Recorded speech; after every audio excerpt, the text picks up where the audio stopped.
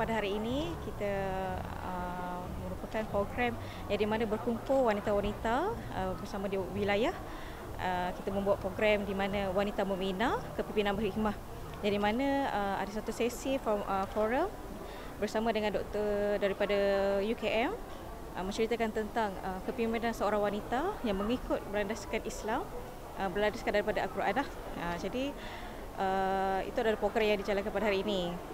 Kami daripada pewaris adalah wakil daripada wanita dan belia untuk bersama-sama dalam membangunkan daripada segi ekonomi, membantu untuk wanita lebih tampil kepada untuk tampil ke hadapan lah daripada segi bersama dengan masyarakat.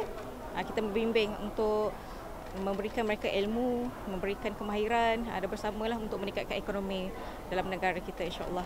Okey, 1,000 yang dapat sumbangan tu ada terdiri daripada wanita-wanita di wilayah perseteruan. So, pemilihan diorang tu macam mana? Asnaf ke apa-apa? Okey, kita tidak untuk di bawah mawib memang kita beri kepada asnaf, tetapi wanita ada juga yang kita berikan selebihnya di bawah Parlimen Datuk Seri Wazizah lah. Semangat kita berikan baju raya dan juga biskut raya. Duit raya ada? Duit raya tak ada. Kita bagi baju raya dengan biskut raya.